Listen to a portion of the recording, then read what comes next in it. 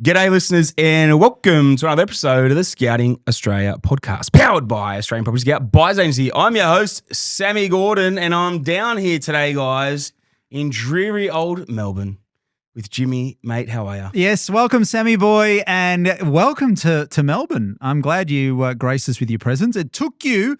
How long have we been doing this podcast? About 2.5 years? Yes. Finally. No, almost 3 years. Almost 3 years in November. years, and you've made your way down here. What do you think? A studio? It's not too bad. It's quite a warm feel. We've got a nice dog under the table. Very cute golden retriever under there. That's the best. Second dog in the room after yourself. Yes. But, mate, we're ready to go. We're a couple of hours behind the bloody plane. We are. Mate, someone coming up from Melbourne died leaving on the plane, got to GC, took 3 hours or something to bloody get all off and then get us on it. Mate, people are even getting out of here even if they're dead. Yes, the delay, the curse of the delayed flights from the Gold Coast. I think it's Gold Coast Airport, to be honest, Sammy boy. But mate, literally, they had ambulances and everything around the plane. So someone actually did die in the lounge watching. Oh, okay. I don't know, probably. They weren't listening to you talk, were they? I think they were listening to you. And that's why they left. And now they're dead. But it's you so know good. That park bench meme where it's like listening to Jimmy and there's dead as a skeleton. I do have that effect, mainly on women, but it's good. It's good. It's good to have you here, Sammy boy. And I know you came all the way down to Melbourne. You're here for quite a few important things, and we'll talk about because you've got you're presenting with the Equity Mates guys live tomorrow night. Yeah, Yes, you didn't invite me to that, but that's all right. I'm busy anyway. Very intentional. Very intentional. I was hoping you were still in Europe. I'm back. Better than ever. But I'm actually excited to have you in the hometown. We had a coffee down here we're in Collingwood. We did. So for all the Melburnians out there, good coffee. You smashed about 48 bacon and egg rolls. Yes, bacon and egg rolls. You sent them out of business. There's no more food there for anyone else. But we are here in an incredible studio. We've got a great crew here, so we're going to give some value to our listeners. Yes, man. We're going to punch a couple of episodes today, man, down obviously in the Melburnian studio. And, man, yeah, looking forward to it, buddy. But, mate, today it was a bit of a recap ep of an ep that we did a few years ago. Yeah. It was over 2 years ago that we recorded this episode. And, man, I think it's more kind of prudent than ever to kind of cover this topic. We've had so many people, jumping on board, since that time, which was nearly 2.5 years ago that we recorded that episode, the older generation and even people reaching out to us. Is it still possible? Clients asking for their parents and whatnot as well. So we're covering off that age-old question is, when is it too late to invest? You know what? When I think about this particular topic and just, we had a quick look at some of our notes from a few years ago. A lot of the points are still very relevant. The way I see, when you talk about is it too late, I see two different scenarios. I see people who are potentially a bit older and they might think it's too late because they're in their 50s, 60s, 40s or whatever. Or there's the other camp that they think they've missed out on a massive window of opportunity post-COVID and they feel like you are not going to be able to access good deals anymore. Yeah. So it's almost like two different types of excuses. I'm sure there's probably a couple more, but they're the two main ones. What about you? Yeah, man. I mean, for me today, I really want to cover off, I guess, that older generation, old demographic like yourself, and just make sure we kind of cover that off for the listeners. Well, mate, I think this is the thing, right? There's a lot of people, they think they get too old. And the reason why I wanted to do it as well was producer Kel and I, we were out at Palm Springs in Burleigh. This was literally, I think it was the start of this week. Last week it was. And man, this client came up, he saw us. We were sitting there just having some lunch. He came up and started having a chat to us and was telling us, single father of three, Craig, absolute champion of a bloke, and came over, was chatting to us, and he's like, from memory, it was 51, 52, something like that. I'm probably going to offend him if he's late for work. For some reason, I think it was 51, 52, single father of three girls, and man, he said he'd been listening to the poddy for a couple of years and just like thinking, he'd been listening to podcasts, but always thought it was too late, it wasn't possible. And then he listened to that podcast from 2 years ago and said it really gave him the fire and the motivation to actually get started. And he's on the books at the moment waiting for his first deal. So just randomly saw you and thought, there's Sammy Gordon. Yeah, came up and started having a chat and we started chatting about it. And he was a champion of a bloke. And it was just inspiring, humbling. Sorry, I think humbling to sit there and sort of realize the impact we'd had on this bloke and what he's obviously trying to get out there and achieve. But it was funny because he said to me that, like, you think you're too old, you get to 50 or whatever it is, and it's like, I don't have enough time. And I remember, like, when we first recorded this pod, that was really the theme of it, because I remember my parents in their early 50s, they were saying it, and then their late 50s, and then their early 60s, and they just, like, it just gets further and further away. And so does that goal of actually retirement. It's supposed to be enough to take a bit of a stress off the government, and it does for a period of time when people retire. But at the end of the day, they're always getting themselves to net zero. You know, that bank balance is always depleting over a period of time. Yeah. So, man, if we can help people create a passive income stream that will pay them for life, and that's a whole idea of investing specifically in property. It's acquiring over time and acquiring and ending up with over time high yielding, low debt assets that can pay you a residual income for life. And so, man, like, yeah, it was just when he came up, we're chatting to him, man. I had a really good chat, and then it was funny. Before I left, I went up, grabbed his number. Just had, you know, obviously to chat through a couple of other things as well. And man, it just like it really sort of sat with me again that I think this is a topic we need to recover off, rehash, and just really put in perspective what's possible for people. I love it. Has he hit you up for a drive in the Fez? He has not. Not yet. He probably will. But, you know, it's interesting you talk about super, right? And you talked about super in the end, that you are going to deplete the super, right? But and I'm sure there's a lot of financial planners out there that have a different view, and this is just our view, and maybe this is just my view. But when you think about super in itself, I don't think super was created by the government to make you wealthy. Like, it was appealing to the lowest common denominator so that everyone had at least saved something in retirement. So the government understands that, of course, we want people to be self-sufficient so that we don't have to pay for everyone, right? So just understanding that notion, it's going to be super conservative. Like, it's not going to be a high-risk model. So if it's super conservative and it's going to be super conservative over 30 years or longer or whatever, is that the best use of your money? We talk on this podcast all the time, and our listeners know opportunity cost is one of the most powerful things from an investor's perspective. So superannuation's not there to make you wealthy. Man, I think the biggest issue with it is most of the time you're building up a balance, right? And a balance gets, let's say it's a return over time. But my biggest issue with the balance with a return over time is that devalues over time, right? Yeah. So let's say $1 million now compared to $1 million 10, 20 years ago, or what $1 million would be worth in 10, 20 years, it's going to be worth significantly less than what it's worth now. And the issue is when you're either taking a balance from it every single year as 100%. Well, you're going to deplete it. 100%. And like, you think about it, if you're the average Australian income, it's slightly under, let's say it's circa 100 grand, right? And most people, when they're in their 50s and 60s, are in the peak earning phase of their lives. So they're probably actually making more than that. But let's just say it's 100 grand. You got $1 million super in your account. That's 10 years of living expenses. But each year that's actually depleting in actual spending power, buying power as well. That's 10 years just to stay at 100K a year. So if you were to retire at 65, by 75 your money's gone. You're in a pension. What if you live till 95? You're not 20 years, just on the pension? Pension for singles, 30K. Pension for couples, 44 grand, 46 grand, whatever it is. It's nothing. Yeah. 30 grand a year. What are you going to do with 30 grand a year? Yeah. You know, and so this is where, like, for me, it's like, well, what is the alternative? Yep. To doing nothing. It's what that? It's 30 grand a year? Or if you're a couple, it's 23 grand each a year? Like, it's nothing, man. It's not enough. It's not even survival mode to me. It's just keeping you, like, you're just staying alive. You can't do anything else. So, man, that's what riles me up. And I understand that it's like, that's the government, that's all the government can afford, because you think about the millions of people that would be on it. 100%. There's only a certain amount that they can afford to pay. But this is where I think it's everyone's literal responsibility to be doing this for themselves. Or if you're the younger generation, you can show this to your parents and, you know, and help them make better decisions. Even if you're starting with a singular deposit. You know, and what you can do with a singular deposit, let's say $100,000 deposit in a 5, let alone 10-year window, is significant. So going back to the example, I forgot his name in Palm Springs. What was his name? Craig. So what did Craig say was the reason why he thought it was too late? Was it just his age? He was just his age. He just thought his age. He was just like, yeah, man. He's like, oh, it's too late. I've left it too late. You know, I don't have enough time to do anything or build anything or have enough compounding effect or anything like that. And his kids, I'm assuming, would have been high teens. Yeah, I'm pretty sure he said I think the oldest was in the 20s or something like that. Yeah, so it's crazy. When we think about that, we talk about people in their 50s, right? You just said before, it's their highest, so they're generally earning the most amount of money they've ever earned. Peak earning phase, right? Generally, the kids are above 18. So from a lending perspective, they're not factoring in the kids from a serviceability perspective. From liability, Generally speaking, if they own their own home, they're at the lowest debt level of their house and they've got the most amount of equity. Yeah.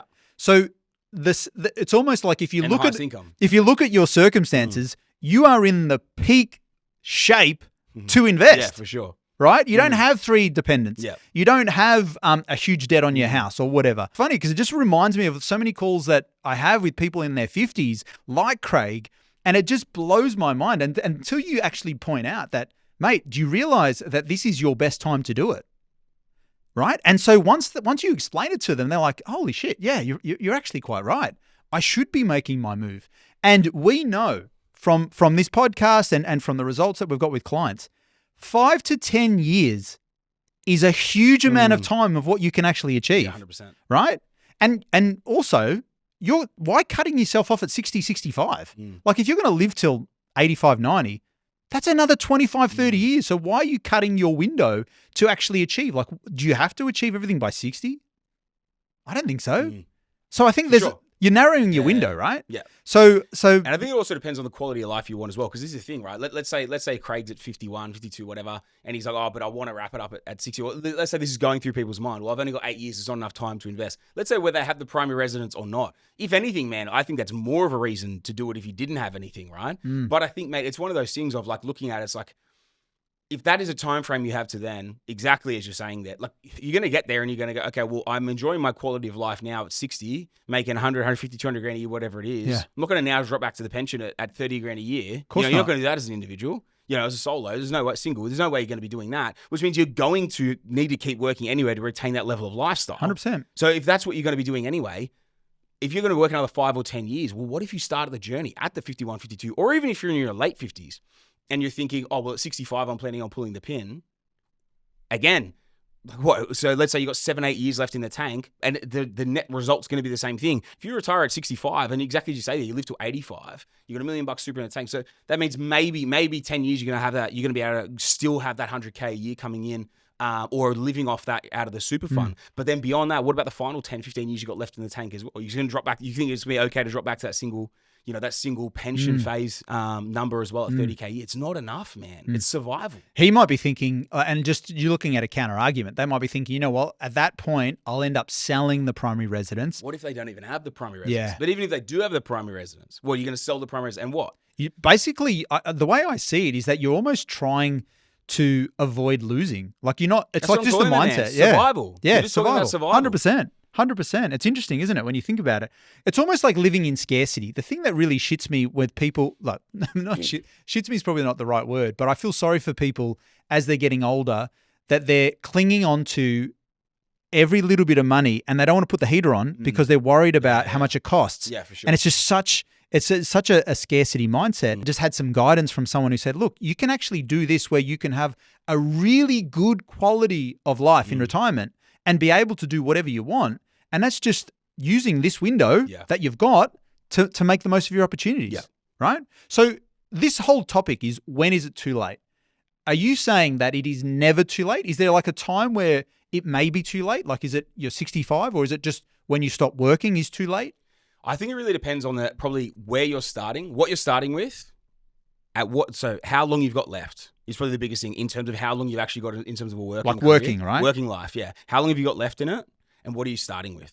But even in that, in my opinion, as long as you had 5 years, 5 years is a minimum, and you had at least one deposit to start with. 5-year window. Okay, so we're looking, the pension is our baseline, right? So can we do better than the pension? I'm talking about in 5 years. Yeah. Right? If we're talking 7, 8, 10 years, because obviously everything to do with property is a compounding effect. Yeah. So the longer that we're in the game, longer we're in the market, obviously the more compounding, the more cycles that we can run through, the more debt that we can reduce over that period of time as well.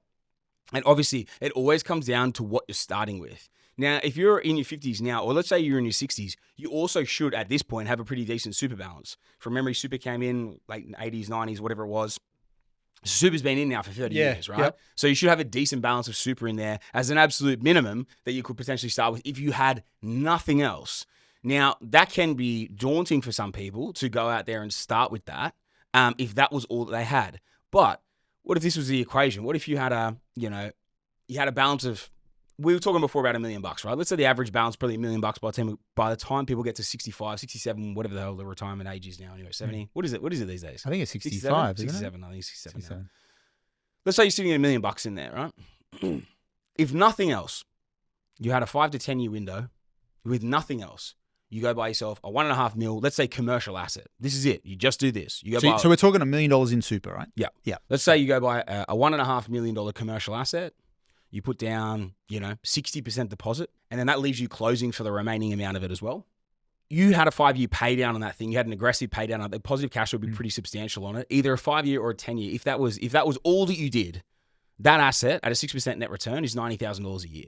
So once that asset is paid out for the rest of your life, you've got $90,000 a year coming in. Then we obviously have the other phase, like Craig's doing, singular deposit, kicking off right now, starting with his first deal. Mate, there's no way, as long as he sticks to this thing, he stays the course with this thing. So with Craig, that's a perfect example, right? He's starting with one deposit. So for the listeners out there, just run us through the different steps. Like if you're doing a strategy session with Craig, what would you be telling him with starting with that first deposit as an idea? All right, so we'll park SMSF. Obviously, SMSF will do something like we will do something separately in the scenario with that. But when it comes to, quite simply, right, if you're starting with a singular deposit, we need to generate equity. It doesn't change. The strategy doesn't change from whether you're 21 or 51 or whatever it is. At the end of the day, most people that are 21 are still trying to achieve probably a similar goal in a similar time frame. Let's say 150K in the next 10 years, right, in net passive. So the absolute name of the game that he's going to be chasing in this early phase is aggressive accumulation of equity, equity play properties. So he needs to build that equity base to try and generate as much equity as he can possible to then be able to transition into a cash flow play sooner rather than later. But, what I would be doing with him is I would probably with 100K trying to get into circa 550K asset right now, roll that into, and then let that property have its growth. Yeah. Strip the equity, roll into a second deal, but I would be aggressively pushing for the equity release to be able to do that again. So I would check the banking policy with whoever it was that I was working with, and then when can I do my revals, strip the equity as soon as I could, and then roll into another deal as well. And so what I would be doing, if I was Craig, I'd be trying to build myself a $1-2 million asset base as quickly as possible, because let's say he does one deal and he goes, I'm just going to see how this goes. And then that one deal goes up by, let's say, 20%, and he's a $500,000 asset goes up by 100,000. That's great. But, what if we were able to build that 500K asset base into a $1.5-2 million asset base? We're turning 100 into, say, 200 a mil, or if we can generate and roll that into a $2 million asset base, start talking, $400,000 at that point as well. Man, it's one of those things like, that's 400K. We're talking in growth in a year and compounding if we can build that too. So Craig, in this scenario, even if servicing and cash flow was an issue for him at that point, right at the start, the most important thing for him to be able to get to his goal in 8 to 10 years is going to be building that equity base. Yeah. So I would be carrying whatever I could, whatever I needed to. Maybe I would be targeting an area or a deal that had slightly higher cash flows to make it a little bit easier to hold. But growth has to be the target in that early phase to build that equity base to then be able to roll into cash flow later on. Because if he's earning the most peak earning capacity and he's generally got lower expenses, his serviceability should be pretty decent. It should be strong, right? For sure. More often than not, you would assume that it would be pretty decent. For sure. And so I think it was a really good point you brought there. If he buys one and just sits and waits, because he doesn't really have a huge amount of time to piss fart around, really. So it's about maximizing your opportunities, right? Yeah. So the risk there, what would you say to someone to overcome that risk, to have the guts to do more than one deal if they have the capacity to do it? What's that? How do you encourage someone in their 50s starting out to be able to execute a couple of deals pretty quickly? Easy. You have to educate yourself. So simple as that. So the fastest way to become confident at something is to become intelligent around it and get the smarts around it. And potentially work with someone that has done what you're trying to do as well. So I wouldn't be trying to wing it. I wouldn't be trying to shoot from the hip. You don't have time to fuck up. You don't have the time to make mistakes around this thing. You have to, every single move has to be an intelligent play. So get educated around it. Find someone that has the knowledge base and the ability to execute for you as well, and then execute. I wouldn't be procrastinating. I would be listening to as much content as I could. Find someone you align with. Keep getting educated as much as you can, so you make sure you're not getting the wool pulled over your eyes with anything to do with a deal, or a strategy piece as well. Make sure the strategy piece is aligned with what you're trying to do and the time frame you're trying to do it. Your scenario right now is not going to be supported by a 30-year game plan. Like Craig at 51. A 30-year game plan is not going to help Craig. Yes. You're fucking dead before it comes to fruition. So buying the blue chip, sitting and waiting, and 30-year game plan, man, it's not going to help, and copying that negative cash flow of that period of time, and market will double in 10 years, whatever. Again, I go back to whether you're 21 or 51, the strategy doesn't change if this is what you're trying to achieve. Yeah. Right? The deals can potentially change a little bit. depending on the scenario of the individual. So like for Craig, if he is in peak earning phase and he's doing really, really well and servicing is an issue, maybe you go for who cares what something's going to cost me? What's going to give me, what can I get the biggest discount on? That's going to give me the most growth in the shortest period of time so I can acquire a second deal, versus potentially a younger client or maybe someone's not earning as much going, well, I still need the growth as a priority, but maybe something that's maybe secondary or third best growth location in Australia, but maybe it's got better cash flows. So I can actually afford to hold the asset as well. Okay. So this is where it's always relevant to the individual in terms of what you're doing. But it's funny, man, that you say that because your assumption is that Craig is in peak earning phase, and that he servicing probably is an issue. But I actually remember, I don't know, Kel, if you remember this too, he actually started a second job. He started a business, a sole trading business, which I think from memory was something like a mentoring business, something like that for younger generations. A footy coach, you want to put these guys on the right path. He actually been inspired by us and what we did, but he didn't have enough money to get started. He started the second job. He started that second business, that mentoring, job program thing, business that he's doing to generate enough income for it generate that deposit to actually get started. He didn't have enough. Yeah. So you might have the assumption, just because they're this, okay. And man, simple reality of it is so much of the older generation is actually getting closer and closer to retirement with nothing. Next to nothing, right? And so, man, this is a thing of like someone like Craig being willing to go out there, man, and put his man, in all reality, I put the big boy pants on and go, no, fuck this. I'm going to make something happen here. I'm going to do what everyone's saying isn't possible and what I'm staring down the barrel of, and everyone's crawling into a fucking hole and getting ready just to face the next 30 years on the pension on 30 grand a year. He's going, nah, fuck that. I've got time to do this and I'm going to go out there and do this. You started the business, generated that first deposit from that secondary income, and now he's starting the journey, man. Dude, how powerful is that he's literally willing to do that change and actually do that, man, and generate something substantial for himself moving forward, and undoubtedly be able to leave a legacy to his kids as well, to his girls as well. I love that. And when I think about Craig's circle of influence, and we talk about this a lot on the podcast, the circle of influence was listening to this podcast and that conversation with you and being inspired.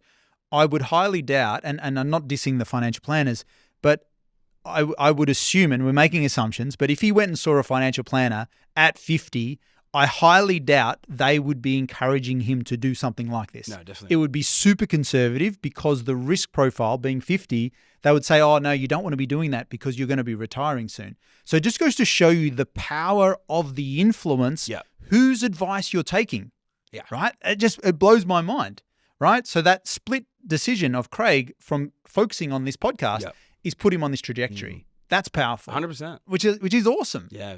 Nah, 100%, man. So it's humbling, honestly, to be able to help these people with this sort of stuff. For one, to be able to inspire them to be able to do it, but then also be able to help them execute as well. Yeah. And this is the thing, man. I speak to Craig and he's like, man, I've got so much belief in what you guys do. And dude, it's inspiring to see people like this and what they're willing to do as well, man. So. Because we were looking through the notes and our producer was saying in one of the chapters, Jimmy somehow remembers something Sam said. Yeah, and while we're talking, I'm surprised you remembered to bring that up. while we're talking, I remembered what I thought. It's funny, I just remembered it. I remembered it because you said to me, people in their 50s do one of two things. They either A, put their head in the sand. Or die. Or die on a flight to the Gold Coast. Apparently. Or I can't believe it's sunshine here. The fuck is this place? It's heaven. Or they do a rash decision and they go out and just make stupid decisions because they think they're in a rush. Yeah. So Craig is doing the opposite of that. But there are a lot of people who are doing that. It's too hard. Yeah. Put my head in the sand. You know what? I'm not going to do anything. It's too risky. Or B, I need to do something and just rush out the door, shooting from the hip, doing stupid decisions. You need to get educated first, right? We talk about risk mitigation in investing. The best way to mitigate any risk is for you to become smarter. Yes. Right? Yeah. You preempt and understand what you're doing, especially if you're going to be spending $500,000. Right? This isn't crypto. This isn't gambling on some, on the hope that it's going to increase. Like it's a calculated thing. So, man, I agree with you completely, right? One of my favorite sayings, right, is want a better answer, ask a better question. Yes. You can't ask a better question if you don't have information already. And you're already building that base and that knowledge base. And man, that's what I love so much about School of Property and the Scouting Australia podcast. But it was funny when everyone was like, when everyone at the start, well, not everyone at the start, but a lot of people at the start said, oh, Sammy's just doing this for another cash grab or whatever within the business. I was like, man, if I'm putting all my secrets into something, fucking oath I'm going to charge for it. Right? And if you don't like it, fuck off. I don't care. Right? That's point number one. Point number 2, though, is the people that then that come in and do it, they realize the amount that's in there and then the level of education they go to. And man, I have investors that have been 10, 20 years in the game, and then they go through the whole school property and it blows their mind what they didn't actually know. You don't know what you don't know. And you can't ask questions that you don't even know is something to do with what you're trying to do. You know what I mean? If you don't know it, man, you can't ask the right questions. You can't keep moving yourself forward in the right way. And people, man, I think it's someone like Craig, and I hope this inspires some other people out there in terms of what's actually possible. And dude, they talk about like the hustle generation, you know what I mean? And like the hustlers out there. Bro, Craig's got 3 girls. He's single dad. He started his own business. He's generated enough of a deposit from it to be able to get into his first deal as well. Like, talk about a hustler, man. Like, fuck, it doesn't matter what age you are. Like, anything is possible down this route as well, man. And that's, to me, what is so inspiring around what can actually be achieved when someone genuinely sets their mind to it and says, fuck no, I'm not just going to conform to the norm and land on this in 10, 15 years or whatever. Imagine the regrets, the amount of people that have regrets. And I can speak from experience because I know my parents and the amount that they had when they got into their 60s and then the late 60s and then 70 because they didn't pull the trigger on anything. Yeah. They sat on the sidelines like, oh, I miss Sydney. Oh, I miss this. I miss that. Oh, yeah, you missed Sydney in 2013 to 2017. Yeah, sweet. Perth, Brisbane, Adelaide all did 150% growth between 2020 and 2024, 25.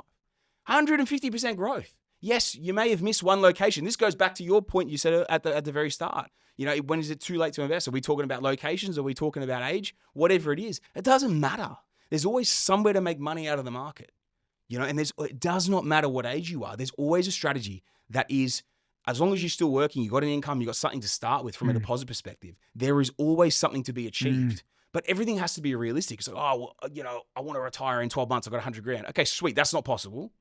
But like, this is what is, And so I think it's being realistic with where you are, how long you may need to still work, what you're starting with, and then what your goals are. If you're realistic about all that. And for a lot of people, it's actually more than they think. Yeah.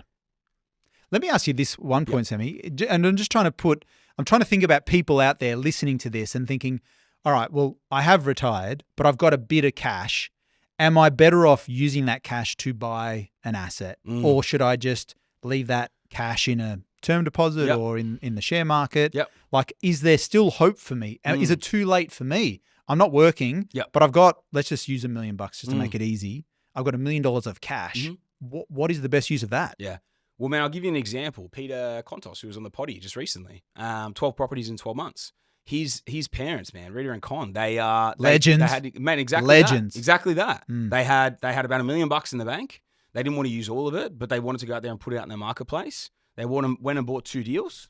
Both deals have doubled. They're in the process of selling those deals down. So they went and put, I think, about 700 grand out into the marketplace, more than doubled it, selling it down.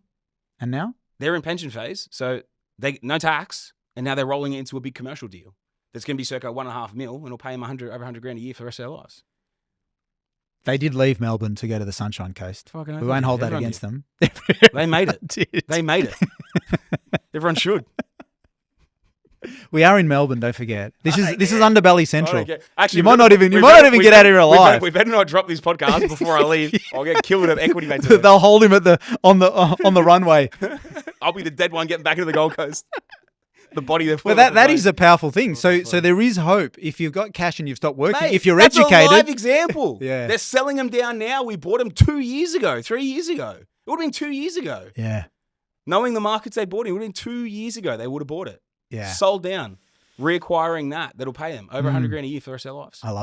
I love it, Sammy. Is there anything else you want to mention? Because I think this is a nice punchy app. Mate, I think we're good, man. I think we're good. Like, this is all reality here. We're talking about people at any age. It doesn't matter where you're starting. We're talking the Craigs in the 50s. We're talking the Rita and Cons in the 70s. All this sort of stuff, man. These people, these different age groups and different scenarios. Like, the two key things I would say is get yourself educated and aligned with a strategy that is aligned with what you're wanting to do, and then find someone who's done what you want to do. Find someone you can trust to actually help you with this, and then pull the trigger. Yeah. And don't think it's too late. Yeah. In my opinion, all right, I mean, if you're retired and you've got nothing, maybe it is too late. Like, that's the only example that I would have where I think it's too late. If you're retired and you don't have anything to start with, then it undoubtedly is, man. Because the simple reality and this is from me being able to help anyone. Like, man, I need serviceability and I need a deposit. If I have those two things, man, in my opinion, it's never too late. Yep. It's as simple as that. From my perspective, of my shout out to people listening to this, and I think it's quite sad. And when I think about it, it almost makes you feel like your heart goes out to people. And I think as people get older, they lose confidence in their ability. Of course. Right? And so this is a call to action for those people to have some belief that it isn't too late for you to achieve whatever it is that you want to achieve. And I even notice, I mean, I think to myself, am I as confident as I was 10 years ago? Maybe you were a bit more bulletproof when you're 30s, but as you get older, you know, your body, you just sort of little things happen to you that you start to realize that you are not unbreakable. However, when the confidence piece for people as they get older, it is only your own false perception of where you're at. And so if we can inspire anyone to believe that it is possible for you, doesn't matter what age you are, if there is something you can do, if you seek out the right people, and if you have the guts to actually put yourself in the position to learn, like nothing is owed to you, whether you're 20 or you're 50 or you're 60. Like I had a call with someone this morning and I was like, dude, did you like earning 150 grand a year? He actually wanted to replace 300 grand. And he was questioning me about the membership. And I was like, what right do you think you have to generate $300,000 a year passive and you think you don't need to be educated? I was like, come on, man. Are you serious? Like, where on earth do you think this is owed to you? Yeah. Like, you're not owed anything. So in order to achieve 300 grand, you need to learn a lot more than most 100%. people. But even 100 grand, most people aren't retiring with 100 grand. So to have the confidence to say, I can do it, and then to seek out people who have done it before. And you're not going to change the world with one deal, but it's building confidence. Confidence comes from repetition of results. So you just need to start. Once you start, you put your toe in, you get a bit of confidence. And then that confidence breeds a bit more confidence. And then you get conviction. And then once you got conviction, then you're unstoppable. And then your belief in what you can do is completely different to the person you were 3 to 5 years ago. So for everyone out there, doesn't matter what age you are. If you're listening to this and your parents are talking about, nah, I'm too old, son, or this and that, I can't do it, send them this podcast. If it is possible for the Contosses, it's possible for you. If it's possible for Craig at 50 with 3 kids and starting out helping people, it's possible for you. Do not get in your own way of changing your life because you're only screwing yourself, right? And you can do it. So let's go out and fucking change things. Jimmy boy, power to the old people. Represent people. to my brethren. Mate, I love it. I love it. Man, that was a great finisher. I don't need to throw anything on that. All right, let's wrap it up. Let's go to the pub. Oh, no, we got another rep. We got another rep. Jimmy, mate, well done, man. That was good. That was a great finisher. And, mate, I think it's super prudent, dude. Honestly, everything you ran through there, mate, it's so true. The confidence is bred from the success and and the knowledge base, man. So everyone just needs to get around that, man, get everything to do with it and mate, get amongst it. Like you said, anyone you think this episode would massively benefit, whether it's your own parents or your friend's parents or whatever it is, whoever it is, send this episode on. Make sure you inspire them. Let them know all about this stuff and what is actually possible once you get educated, success, right team behind you as well. Jimmy, anything you want to sign off with, mate? You do the sign off, buddy. Mate, this is your hood. Sammy, I was just going to say, we're talking about people in their 50s. If you're under 50, oh, bro, don't even. Like, let's not even. Like, if you're even thinking, oh, it's too late and woe is me and I can't because of this, come on. I mean, if Craig can do it, you can do it. So this is like a line in the sand. Let's call it for what it is. If you're listening to this and you have got any excuse of the reason you're not in the position that you should be, cut away all the bullshit. Do the mirror test. Look at yourself in the mirror. Look at your eyes and ask yourself the question, what is stopping me? And I guarantee you won't be able to lie to yourself. You can lie to your mates. You can lie to your mom, I'm too busy and all that. But when you peer into your own eyes, it's like Rocky IV when he's looking at himself. You can't lie, right? Own up to your own shit because that is what's going to release you to get the results that you want. Yeah. Right? Take ownership. Mate, we're taking ownership. We're trying our best too. One of my favorite sayings, man, you're in the position you're in right now because of the actions that you've taken to get here, right? 100%. Whether you're in your 40s, 50s, 60s, whatever it is, man, 30s, whatever it is. Because people think it's too late. But it's so true. It's so relevant, so prudent. Wherever you're in right now. Imagine that you're thinking that right now. Woe be is me at, whether you're Craig's age 50. Imagine how you're going to be in 10 years if you don't take any action. You think it's too late now. Fuck, imagine you're feeling 10 years. Sammy, I did it for so long, dude. I came to you when I was 40. You're Craig 30 years ago. I am. And I know what it's like to talk shit to myself. I did it for so long. That's why it annoys the hell out of me. If I could go and slap my 25-year-old self, which is about 3 years ago, I would. 300 years ago. But anyway, I think we've laboured the point. Let's wrap this you up. You sign off, mate. No, I don't know. How do you sign this off? I don't know.